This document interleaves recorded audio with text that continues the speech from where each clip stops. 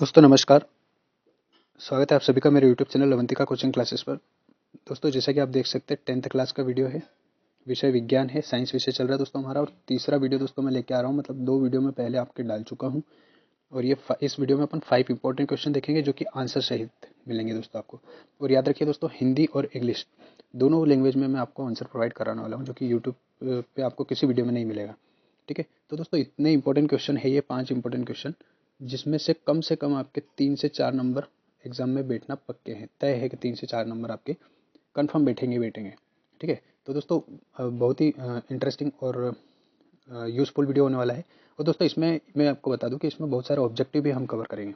ठीक है, तो इसमें ऑब्जेक्टिव भी कवर करेंगे, तो बिना स्किप के वीडियो को देखिएगा दोस्तों। ठीक है, तो अगर आप हमारे वीडियो को चैनल को पहली बार आए हैं चैनल पर, या वीडियो को पहली बार देख रहे हैं, तो दोस्तों लाइक शेयर करें और चैनल को सब्सक्राइब करके बेल आइकन जरूर प्रेस कर लें, ताकि एजुकेशनल वीडियो जो भी मैं डालूंगा वो सबसे पहले आप तक पहुंचेगी। चलिए वीडियो दोस्तों बिना देर किए शुरू करते हैं वीडियो हमारा। देख सकते हैं फर्स्ट क्वेश्चन है दोस्तों, मानव में लिंग निर्धारण को चित्र से ही समझाना है आपको। ठीक है, बोर्ड का मोस्ट इंपॉर्टेंट क्वेश्चन है दोस्तों, इसका चित्र भी 2 नंबर में पूछा गया है। ठीक है, explain sex determination humans with the help of diagram. Diagram के थ्रू बताना है दोस्तों। ये देख सकते हैं आप 11 नंबर का क्वेश्चन है। 1 से 5 तक 5 क्वेश्चन मैं पहले डाल चुका हूँ, फिर 6 से 10 तक 5 क्वेश्चन फिर डाल चुका हूँ। और ये हमारा 11 से 15 तक का वीडियो है दोस्तों। ठीक है, चलिए आंसर की तरफ चलते हैं दोस्तों। पहले हिंदी मीडियम में देख लेते हैं, फिर इंग्लिश मीडियम में भी बताऊंगा मैं आपको। तो समझते चले दोस्तों आंसर। देखिए, मानव शरीर में 23 जोड़े गुणसूत्र पाए जाते हैं। दोस्तों यहाँ से आपका ऑब्जेक्टिव बनेगा कि मनुष्य के शरीर में कितने जोड़े गुणसूत्र पाए जाते हैं, है ना। तो अगर जोड़े पूछे आपसे तो आप क्या लिखेंगे, 23 जोड़े। और अगर केवल गुणसूत्र पूछे तो गुणसूत्रों की संख्या कितनी हो जाएगी दोस्तों, एक जोड़े में 2 होते हैं, तो 23 जोड़े में कितने हो जाएंगे, 46, यानी 46 गुणसूत्र होते हैं, ये याद रखें। ठीक, इसके बाद जो 23वां जोड़ा लिंग गुणसूत्र कहलाता है, लास्ट वाला जो 23वां जोड़ा होता है दोस्तों, है ना, वो क्या कहलाता है, लिंग गुणसूत्र कहलाता है। और बाकी जो 22 जोड़े होते हैं शुरू से लेकर 22 यानी 22 नंबर का जो जोड़ा होता है दोस्तों, उनको बोलते हैं हम ऑटोसोम। क्या बोलते हैं दोस्तों, ऑटोसोम, याद रखिएगा। हिंदी में भी ऑटोसोम ही कहेंगे और इंग्लिश में भी ऑटोसोम ही कहेंगे। ठीक, ऑटोसोम कहते हैं दोस्तों, याद रखिएगा। लास्ट जोड़ा है ना। फिर नर के अ, नर के लिंग गुणसूत्र में एक्स वाई गुणसूत्र होते हैं, है ना। नर में यानी मेल में क्या होता है दोस्तों, एक्स वाई होते हैं, और फीमेल में दोनों एक्स एक्स होते हैं। अब निषेचन के समय मादा से एक्स गुणसूत्र आता है, क्योंकि मादा में दोनों एक्स हैं। तो मादा से अगर पहला वाला आया तो भी एक्स ही आएगा, और दूसरा वाला आया तो भी एक्स ही आएगा, मतलब मादा की तरफ से फिक्स है कि एक्स ही आना है। ठीक, अब यदि नर से भी एक्स गुणसूत्र आता है, अगर मेल से, है ना दोस्तों, अगर मेल से एक्स गुणसूत्र आता है, तो संतान क्या होगी, देखो ये मेल का गुणसूत्र और ये फीमेल का गुणसूत्र, दोनों एक्स एक्स हुए, तो डबल एक्स हुआ, मतलब मैंने बताया जैसे कि फीमेल में डबल एक्स होता है, तो डबल एक्स गुणसूत्र यानी पुत्री होगी दोस्तों, यानी फीमेल यानी लड़की होगी। परंतु यदि नर से अगर वाई गुणसूत्र आता है दोस्तों, है ना, तो संतान क्या होगा, एक्स वाई, यानी देखिए ये एक्स तो मादा से आया हुआ है, और ये वाई जो है ये पिता से आया हुआ है। ठीक, तो ये एक्स वाई हो जाएगा, यानी पुत्र की उत्पत्ति होगी दोस्तों। तो यहाँ से दोस्तों याद रखिए, अगर कभी पूछ ले कि मनुष्य में लिंग निर्धारण किसके ऊपर किस गुणसूत्र पर डिपेंड करता है, तो दोस्तों वाई गुणसूत्र पर डिपेंड करता है। कौन से क्रोमोसोम पे, तो वाई क्रोमोसोम पे, याद रखिएगा। ठीक है, और मादा में डबल एक्स होते हैं और नर में कितने होते हैं, एक्स वाई होते हैं, याद रखिएगा। ठीक है, चलिए अगले क्वेश्चन की तरफ, इसी को इंग्लिश में देख लेते हैं दोस्तों। देख सकते हैं, there are blank pair of chromosome found in human body. यहाँ पे मान लीजिए आपको ब्लैंक दे दिया है, अगर पेयर दिया है साथ में दोस्तों तो आपका आंसर 23 होगा, अगर पेयर नहीं दिया है तो 46 आपको लिखना है। Of which the 23rd pair is called sex chromosome, है ना। मान लो यहाँ पे दे दिया 23rd pair of chromosome is called blank chromosome, तो इसको सेक्स क्रोमोसोम कहते हैं दोस्तों, याद रखिएगा। Male sex chromosome contain X Y. Male sex chromosome जो होता है उसमें एक्स वाई क्रोमोसोम होते हैं, एक्स भी होता है और वाई भी होता है दोस्तों, लेकिन फीमेल में ओनली एक्स एक्स होते हैं, याद रखिएगा। फिर आगे चलते हैं दोस्तों, at the time of fertilisation, मतलब फर्टिलाइजेशन का जब टाइम आता है, if X chromosome comes from the mother, mother की तरफ से तो एक्स क्रोमोसोम ही आएगा, क्योंकि उसमें फर्स्ट भी एक्स है सेकंड भी एक्स है। And X chromosome also comes from the male, और मेल से भी अगर एक्स क्रोमोसोम आया, then the child is double X, तो उसमें एक मेल का और एक फीमेल का दोनों एक से एक्स आ जाएंगे, मतलब यानी डॉटर हो जाएगी दोस्तों वो, है ना, यानी संतान लड़की होगी। If but if Y chromosome comes from the male, अगर मेल से वाई क्रोमोसोम आता है दोस्तों, तो चाइल्ड में क्या होगा, एक्स वाई आएगा, यानी सन यानी पुत्र होगा, याद रखिएगा, है ना। तो किस पे डिपेंड करता है दोस्तों, मेल फीमेल होना, वाई क्रोमोसोम पे, यानी मेल के ऊपर डिपेंड करता है। तो दोस्तों यहाँ पे देख सकते हैं, मादा में जो है एक्स एक्स क्रोमोसोम दिख रहे हैं आपको, नर जो है उसमें आप देख सकते हैं एक्स वाई क्रोमोसोम दिख रहे हैं आपको, एक्स और वाई, है ना। इसको छोड़ देना है, ये नहीं लिखना है आपको। ठीक, इसके क्रोमोसोम को अलग अलग कर दिया, पहला एक्स दूसरा भी एक्स। मादा में क्या होता है दोस्तों, अंडाणु होते हैं, और नर में क्या होता है, शुक्राणु होते हैं। तो इसमें एक एक्स हो जाएगा, एक वाई हो जाएगा दोस्तों, ठीक है। इसके बाद देखिए, अगर इधर से मादा की तरफ से पहला क्रोमोसोम आता है एक्स, और नर की तरफ से भी अगर पहला क्रोमोसोम इधर आया, जो कि मैं रेड कलर से बना रहा हूँ दोस्तों, देखिएगा, तो मादा की तरफ से भी एक्स, नर की तरफ से भी एक्स, यानी क्या मिलेगा दोस्तों, एक्स एक्स, यानी क्या हो जाएगा, मादा यानी लड़की उत्पन्न होगी, ठीक है। फिर देखिए दोस्तों, अब मैं येलो कलर से बना रहा हूँ, देखिएगा, अगर मादा की तरफ से फर्स्ट वाला क्रोमोसोम आता है, जो कि येलो कलर से दिख रहा है आपको, और मेल की तरफ से जो है सेकंड वाला आ जाता है ना। मेल देखिए, मादा में तो वही है फर्स्ट वाला, लेकिन नर में दूसरा वाला है ना। तो एक्स वाई, यानी यहाँ पे क्या हो जाएगा दोस्तों, नर उत्पन्न होगा, यानी लड़का पैदा होगा, ठीक। फिर हम मादा का दूसरा अंडाणु की क्रिया करवाएंगे नर के दोनों से। तो देखिए, इसका कलर मैं चेंज कर रहा हूँ, देखिएगा। अब मादा का जो है फर्स्ट वाला अंडाणु आता है एक्स, और नर का भी अगर एक्स आता है दोस्तों, तो यहाँ पे वापस डबल एक्स हो जाएगा, यानी मादा यानी लड़की उत्पन्न होगी दोस्तों, ठीक। और लास्ट देख लेते हैं, अगर मादा का एक्स वाला क्रोमोसोम जो है नर के वाई वाले क्रोमोसोम से अगर इंटरसेक्ट करता है ना, यानी फर्टिलाइज होता है, तो यहाँ पे आपका एक्स वाई यानी नर यानी मेल हो जाएगा दोस्तों। तो जहाँ पे लड़का लिखा दोस्तों, वहाँ पे आप बॉय लिख लें, जहाँ पे लड़की लिखी वहाँ पे डॉटर लिख लें, जहाँ पे नर है वहाँ पे मेल लिख लें, मेल, और मादा की जगह दोस्तों फीमेल लिख लें। बाकी अंडाणु और शुक्राणु आपको लिखने की जरूरत नहीं है, ठीक। तो ये आपका सिंपल सा चित्र है दोस्तों। आशा करता हूँ वीडियो आपको पसंद आ रहा होगा दोस्तों। लाइक और शेयर जरूर करें, चैनल को सब्सक्राइब कर लें, और अपने दोस्तों को जरूर शेयर करें दोस्तों, ठीक है। चुंबकीय बल रेखाओं के गुण चित्र से ही समझाना दोस्तों। चुंबकीय बल रेखाओं के गुण भी पूछे जाते हैं, और चित्र सहित, यानी चित्र भी इसका 2 नंबर में पूछा हुआ है दोस्तों, तो याद रखिएगा। इंपॉर्टेंट क्वेश्चन है, explain the properties of magnetic field line with the help of diagram. तो ये दोनों ही चीज़ें दोस्तों मोस्ट इंपॉर्टेंट। वैसे मैं इस वीडियो में, इस सीरीज के जितने वीडियो ला रहा हूँ दोस्तों, हर एक क्वेश्चन मोस्ट मोस्ट इंपॉर्टेंट है, याद रखिएगा, है ना, जिसको हम बोलते हैं VVIMP, है ना, वेरी वेरी IMP, वो वाले क्वेश्चन है दोस्तों। तो इनको तो आप जरूरी कर लीजिएगा, ठीक है। और दोस्तों स्क्रीनशॉट लेते रहे। अगर वीडियो पसंद आ रहा है तो लाइक शेयर करें दोस्तों, चैनल को जरूर सब्सक्राइब कर ले, और बेल आइकन प्रेस कर ले दोस्तों, ठीक। चलिए, तो देख लेते हैं। चुंबक के बाहर ये उत्तर से दक्षिण ध्रुव की ओर जाती है, ठीक। चित्र में और आपको समझ में आ जाएगा। जैसे मान लीजिए ये चुंबक है, ये आपका उत्तर ध्रुव है, ये आपका दक्षिण ध्रुव है, ठीक है। तो ये उत्तर से दक्षिण ध्रुव की तरफ जाती है, मतलब इस तरफ से इस तरफ जाएगी, ये डायरेक्शन रहेगी इनकी, ये वाली, है ना। अब चित्र में अगर आप दक्षिण ध्रुव आगे बना लेते हैं तो इसका डायरेक्शन चेंज हो जाएगा, ठीक। ये सदैव बंद वक्र बनाती है। ये देखो, यहाँ से स्टार्ट हो रही है, तो ये गोला पूरा देखो, मैं कलर चेंज कर देता हूँ तो जल्दी समझ में आएगा आपको। यहाँ से स्टार्ट हो रही है, घूम के वापस अंदर आ रही है, वापस निकल के बाहर जा रही है, तो ये बंद लूप बना रही है, गोला बना रही है, ठीक। फिर नेक्स्ट देखिए, चुंबकीय बल रेखाएं एक दूसरे को कभी नहीं काटती। चुंबकीय बल रेखाएं यानी मैग्नेटिक फील्ड लाइन जो होती है, वो एक दूसरे को कभी भी नहीं काटती है, ठीक। यहाँ से एक और क्वेश्चन बनता है दोस्तों, हमेशा याद रखिएगा, क्यों नहीं काटती।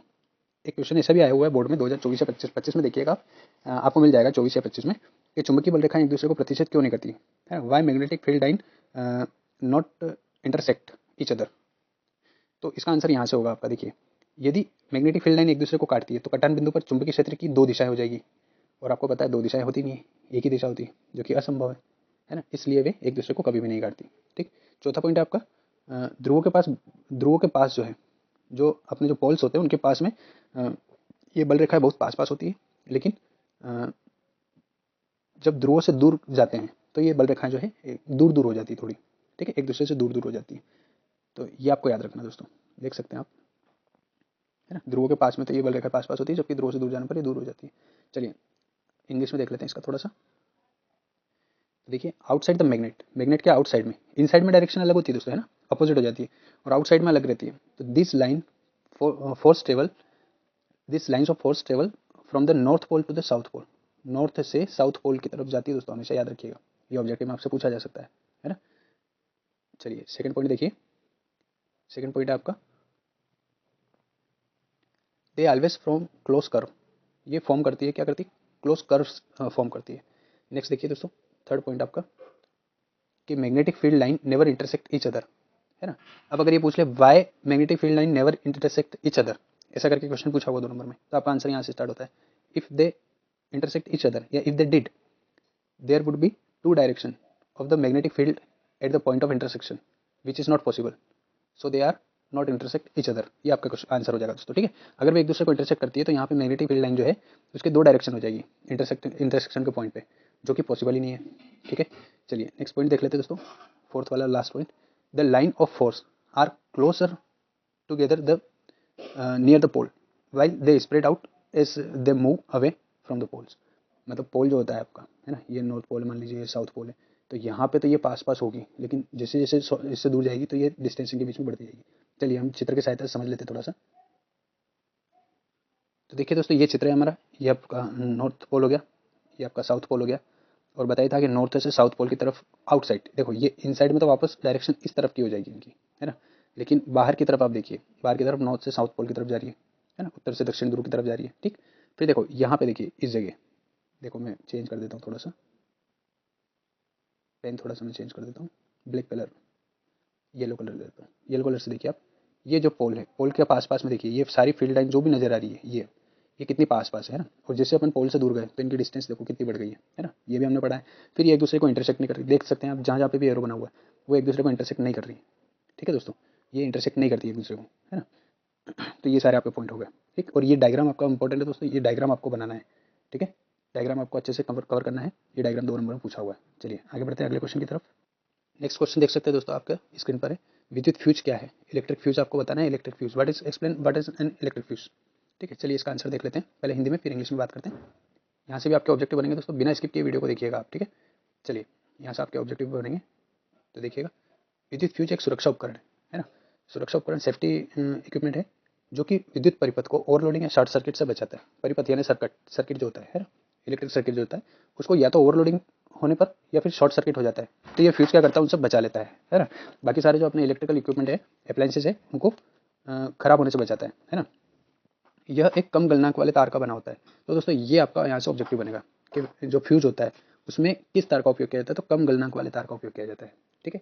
ये आपको इंपॉर्टेंट ऑब्जेक्टिव बनता है यहाँ से, जो अत्यधिक धारा के आने पर गर्म होकर पिघल जाता है। अब ये क्या करता है दोस्तों, अगर ओवरलोडिंग हो जाती है ना, धारा अगर अत्यधिक हो जाती है तो ये पिघल जाता है, क्योंकि इसका गलनांक बहुत कम होता है ना, ये कम गलनांक वाला होता है, तो थोड़ा सा टेम्परेचर इसका बढ़ता है और ये तार क्या होता है, टूट जाता है। जैसे मान लीजिए ये फ्यूज है आपका, ठीक है, इसमें ये कम गलनांक का तार है ना, और यहाँ से इलेक्ट्रिसिटी आ रही है, ये आपके घर में जा रही है, और यहाँ पे मान लो अगर वोल्टेज बढ़ गया है ना, यहाँ पे अगर वोल्टेज बढ़ गया है तो ये तार फट से गर्म हो जाएगा और टूट जाएगा। अब टूट जाएगा तो यहाँ से जो ओवरलोडिंग है वो आपके टीवी पंखे वगैरह को जलाने से बचा देगी, ठीक है, और परिपथ को तोड़कर बिजली का प्रवाह रोक देता है, करंट को रोक देता है दोस्तों। तो यहाँ से जो है अपनी सेफ्टी रह जाती है, ठीक है। चलिए इंग्लिश मीडियम में देख लेते हैं। An electrical fuse is a safety device that protects an electrical circuit from overloading or short circuit, है ना, ओवरलोडिंग से और शॉर्ट सर्किट से बचाता है। It is made of a wire with a low melting point, किस wire से बना होता है दोस्तों, लो मेल्टिंग पॉइंट वाले वायर से बना होता है, ठीक है।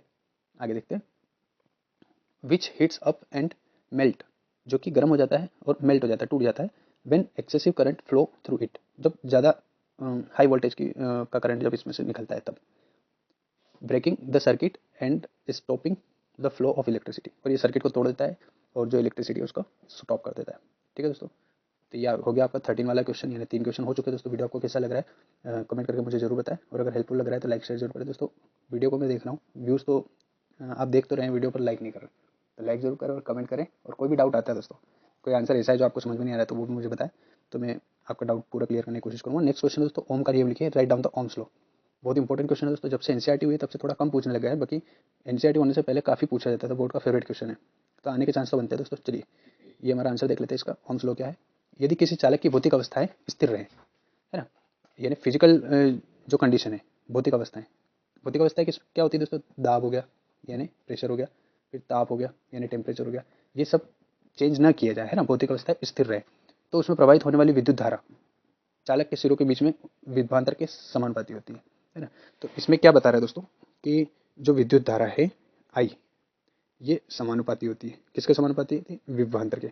अब ये विभवांतर जो है दोस्तों, विभवांतर कहाँ पर उत्पन्न होता है, तो चालक के सिरों पर उत्पन्न होता है, ठीक है। और यही तो हमारा डेफिनेशन है। क्या है डेफिनेशन, एक बार देखिएगा कि किसी चालक की भौतिक अवस्था यदि समान रहे, तो ये ताप दाब वगैरह अगर अपन समान रखें तो उसमें प्रवाहित होने वाली विद्युत धारा है ना आई, ये इस चालक के सिरों के बीच जो उत्पन्न विभवांतर होता है उसकी क्या होती है, समानुपाती होती है। ये आपका विभवांतर हो गया, ये समानुपाती का चिन्ह लगाया, ठीक। तो वी समानुपाती हो जाएगा आई आर के। अब आपको बताइए समानुपाती का चिन्ह जब हटता है तो बराबर का चिन्ह लगता है और एक कांस्टेंट जुड़ता है, कांस्टेंट यानी नियतांक जुड़ता है, जिसको हम आर यानी रेजिस्टेंस यानी प्रतिरोध कहेंगे, है ना। ये आर जो है ये क्या है दोस्तों, ओम, ओम नियतांक है, ओम का नियतांक है, इसको हम प्रतिरोध कहते हैं, याद रखिएगा, ठीक है। धारा को काई से डिनोट करते हैं, आई से, विभवांतर को वी से, और आर जो है ये क्या हो जाएगा दोस्तों, प्रतिरोध। तो यहाँ से दोस्तों ध्यान रखिएगा, एक बार ऑब्जेक्टिव पूछा गया था, मैं स्क्रीन क्लियर करके आपको बता देता हूँ, ध्यान से देखिएगा। यहाँ से आपसे 4 ऑप्शन दिए गए थे और बोला था कि कौन सा ओम का नियम नहीं है। V is equal to I R, या R is equal to V I, या I is equal to V upon R, या फिर R is equal to I V, ऐसे करके। तो दोस्तों आप थोड़ा सा दिमाग अगर सॉरी देख ले आप उसको, बाय मिस्टेक वो डिलीट हो गया है, तो आप उन 4 ऑप्शन में देख के मुझे बताएं कमेंट में कि कौन सा इसका राइट आंसर है, मतलब कौन सा ओम का नियम नहीं है। उसमें से 3 जो फॉर्मूले हैं वो ओम के नियम के अकॉर्डिंग है, एक फॉर्मूला जो है ओम के अकॉर्डिंग नहीं है, तो वो आपको टिक लगा के बताना है। आप कमेंट में मुझे जरूर बताएं। बाय मिस्टेक वो डिलीट हो गया, नहीं तो मैं आपको बता देता। चलिए आगे बढ़ते हैं दोस्तों। देखिए इसी को हम इंग्लिश मीडियम में देख लेते हैं। द फिजिकल कंडीशन ऑफ, देखिए the physical condition of a conductor remain constant. Physical condition अगर अपन कांस्टेंट रखें, the electric current flowing through it is directly proportional. तो इलेक्ट्रिक करंट जो है वो डायरेक्ट प्रोपोर्शनल होगा किसके, potential difference across its end. इसके सिरों पर जो पोटेंशियल डिफरेंस होगा यानी वी जो होगा वो डायरेक्ट प्रोपोर्शन होगा किसके, आई के। ठीक है, और ये जो चिन्ह हटेगा आपका प्रोपोर्शन का, तो इक्वल का साइन लग जाएगा, वी इज इक्वल टू हो जाएगा आपका आई आर। आर क्या दोस्तों, रेजिस्टेंस है, वी क्या है, पोटेंशियल डिफरेंस है, और आई क्या है आपकी करंट, इलेक्ट्रिक करंट। ठीक है, चलिए अगले क्वेश्चन की तरफ बढ़ते हैं दोस्तों। और इस वीडियो का last question most important question है, बोर्ड में अधिकतर पूछा जाता है। रक्त और लसिका में अंतर लिखिए। ठीक है, blood and lymph, write down the difference between blood and lymph. Blood और लिम्फ में आपको अंतर देखना है दोस्तों। ठीक है, तो दोस्तों आंसर देख सकते हैं। पहले ब्लड के पॉइंट देख लेते हैं। रक्त के सामान्यतः लाल रंग का होता है ना। यहाँ से दोस्तों आपका ऑब्जेक्टिव बनेगा कि ब्लड का जो कलर लाल होता है वो लाल किसकी उपस्थिति के कारण होता है, तो दोस्तों हीमोग्लोबिन जो होता है, हीमोग्लोबिन की उपस्थिति के कारण होता है। ठीक, फिर यहाँ से आरबीसी का आपसे फुल फॉर्म पूछा जा सकता है। आरबीसी का फुल फॉर्म क्या होता है, तो लाल रक्त कणिका है, यानी रेड ब्लड कार्पसल्स। ठीक है, तो रक्त जो है ये आरबीसी युक्त होता है, मतलब इसमें आरबीसी होती है ना, लाल रक्त कणिका पाई जाती है। अगला है प्रोटीन की मात्रा अधिक होती है। ब्लड जो है उसमें प्रोटीन की मात्रा क्या होती है, अधिक होती है, प्रोटीन अधिक मात्रा में पाया जाता है। ठीक है, नेक्स्ट है फाइब्रिनोजेन जो है, फाइब्रिनोजेन अधिक होता है। तो दोस्तों फाइब्रिनोजेन जो है ये क्या करता है, रक्त का थक्का जमाने में सहायता करता है। तो दोस्तों यहाँ से आपका ऑब्जेक्टिव बन सकता है कि रक्त का थक्का जमाने के लिए किस विटामिन की आवश्यकता होती है, तो विटामिन के जो होता है दोस्तों, है ना, ये ब्लड क्लोटिंग यानी रक्त का थक्का जमाने के लिए आवश्यक होता है। उत्सर्जित उत्पाद कम होते हैं, है ना। कोई भी उपापचय क्रिया जब होती है दोस्तों शरीर में, तो जो उत्पाद होते हैं यानी उत्सर्जित उत्पाद जो होते हैं, है ना, उस क्रिया से निकलने वाले जो उत्पाद होते हैं उनकी मात्रा रक्त में बहुत कम पाई जाती है। ठीक है, चलिए लसिका देख लेते हैं। लसिका में देख सकते हैं चोट लगने पर दोस्तों खून रुक जाने के बाद जो एक पीला पीला सा द्रव निकलता है उसी को हम लसिका कहते हैं। ये रंग विहीन होता है, या हल्का पीला आप लिख सकते हैं, है ना, लाइट येलो। आरबीसी का अभाव होता है इसमें, इसमें आरबीसी नहीं पाई जाती, डब्ल्यूबीसी ज़्यादा मात्रा में होती है, डब्ल्यूबीसी वाइट ब्लड कार्पसल्स यानी श्वेत रक्त कणिका है। ठीक है, इसके बाद प्रोटीन की मात्रा अपेक्षाकृत कम होती है, यानी लसिका में जो है प्रोटीन बहुत कम मात्रा में पाया जाता है। आगे बढ़ें तो फाइब्रिनोजन की मात्रा कम होती है, इसमें फाइब्रिनोजन कम होता है दोस्तों। ठीक है, याद रखिएगा। और उत्सर्जित उत्पाद जो है वो अधिक मात्रा में होते हैं इसमें। ठीक, इंग्लिश मीडियम में देख लेते दोस्तों इसका आंसर। देखिए ब्लड, तो ब्लड में फर्स्ट पॉइंट हो जाएगा आपका जनरली रेड इन कलर, किसके कारण, हीमोग्लोबिन के कारण। Content red blood cells, RBC, RBC का full form red blood cells. ठीक, हाई प्रोटीन कंटेंट, है ना, इसमें प्रोटीन जो है अधिक मात्रा में पाया जाता है। ठीक दोस्तों, एक और चीज़ यहाँ से पूछ सकता है कि ब्लड जो है ये क्या है, कनेक्टिव टिश्यू, कनेक्टिव टिश्यू। ठीक, फिर आएगा हाई फाइब्रिनोजन कंटेंट, है ना। रक्त जो है दोस्तों क्या पूछेगा कि तरल संयोजी ऊतक है, कौन है, रक्त। हमारे शरीर में पाया जाने वाला तरल संयोजी ऊतक कौन है, रक्त है, याद रखिएगा। हाई फाइब्रिनोजन कंटेंट, फाइब्रिनोजन जो है अधिक मात्रा में पाया जाता है। फिर low level of excretory product, excretory product जो होते हैं वो कम मात्रा में पाए जाते हैं। फिर आते हैं दोस्तों लिम्फ पे, इट इज़ कलरलेस या light yellow, lake of RBCs, RBC बहुत कम मात्रा में पाई जाती है। फिर नेक्स्ट है relatively lower protein content, protein जो है वो लोअर कंटेंट में, मतलब लोअर लेवल में पाया जाता है। लोअर फाइब्रिनोजन कंटेंट, फाइब्रिनोजन भी बहुत कम मात्रा में पाया जाता है। और high level of excretory product, excretory product यानी उत्सर्जित पदार्थ होते हैं जो वो बहुत ज़्यादा मात्रा में पाया जाता है दोस्तों। कैसा लगा वीडियो दोस्तों, तो दोस्तों कैसा लगा आपको वीडियो, कमेंट करके मुझे ज़रूर बताइएगा। और वीडियो अगर पसंद आता है दोस्तों लाइक शेयर करके चैनल को जरूर सब्सक्राइब करें, और बेल आइकन प्रेस कर लें। अपने दोस्तों को जरूर शेयर करें दोस्तों, ताकि उनकी भी मदद हो सके और वो भी अपनी तैयारी को अच्छे से कर सकें। ठीक है दोस्तों, चलिए मिलते हैं अगले वीडियो में, तब तक के लिए धन्यवाद।